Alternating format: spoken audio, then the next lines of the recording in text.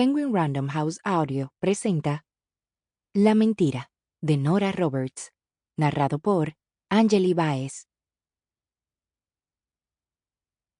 Para Joanne, la asombrosa amiga para toda la vida. Primera parte. El engaño.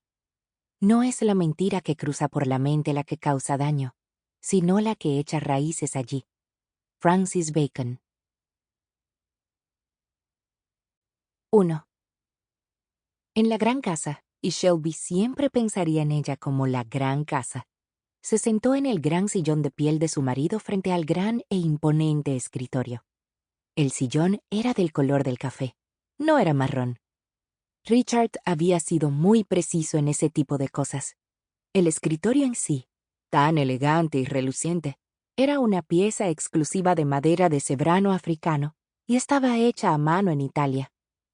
Cuando le dijo que no sabía que había cebras en Italia, un simple chiste, él le había lanzado esa mirada. La mirada que le daba a entender que a pesar de la gran casa, de la ropa elegante y del enorme diamante en el dedo anular de la mano izquierda, ella siempre sería Shelby Ann Pomeroy, a 2 pasos del pueblo de Palurdos de Tennessee donde nació y creció.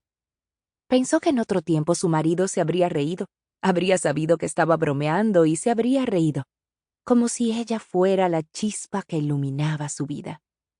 Pero, ¡ay Dios! Esa chispa se había apagado a sus ojos, y muy rápido además. El hombre a quien conoció hacía casi 5 años, en una estrellada noche de verano, le había hecho perder la cabeza. La había alejado de todo cuanto conocía, y la había llevado a mundos que ni siquiera había imaginado. La había tratado como a una princesa.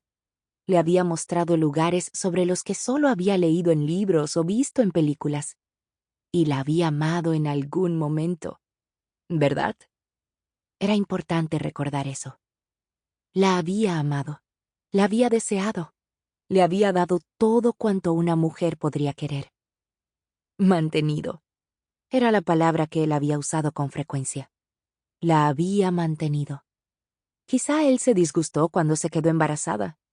Quizá ella tuvo miedo, unos minutos, de la expresión de sus ojos cuando se lo contó. Pero estaban casados, ¿no? Se la llevó a Las Vegas como si estuvieran viviendo la aventura de sus vidas. Entonces eran felices. Esto también era importante recordarlo. Tenía que recordar eso. Tenía que aferrarse a los recuerdos de los buenos tiempos. Una mujer viuda a los 24 necesitaba recuerdos. Una mujer que descubrió que había estado viviendo una mentira, que no solo estaba arruinada, sino que además tenía una deuda de infarto, tenía que acordarse de los buenos tiempos.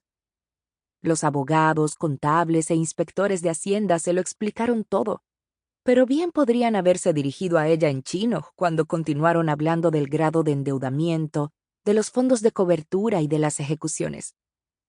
La gran casa, que le había intimidado desde que entró por primera vez por la puerta, no era suya, por lo menos no hasta un punto en que fuese relevante, sino del banco. Los coches eran alquilados, no comprados, y con los pagos atrasados, tampoco eran suyos. ¿El mobiliario? Comprado a plazos, y dichos plazos vencidos. Y los impuestos. No podía soportar pensar en los impuestos. Le aterraba pensar en ellos. En los 2 meses y 8 días desde la muerte de Richard, parecía que lo único que hacía era pensar en asuntos sobre los que él le había dicho que no se preocupara. Asuntos que no le correspondían a ella. Asuntos, le decía él lanzándole esa mirada, que no eran de su incumbencia. En ese momento todo era asunto suyo. Todo era de su incumbencia, porque les debía tanto dinero a los acreedores, al banco y a la administración de Estados Unidos, que se sentía paralizada. No podía permitírselo. Tenía una pequeña, una hija. Callie era lo único que importaba. Tenía solo 3 años, pensó Shelby, y tuvo ganas de apoyar la cabeza en ese elegante y reluciente escritorio y echarse a llorar. Pero no lo harás. Tú eres lo único que ella tiene ahora, así que harás lo que sea necesario. Abrió Sample complete.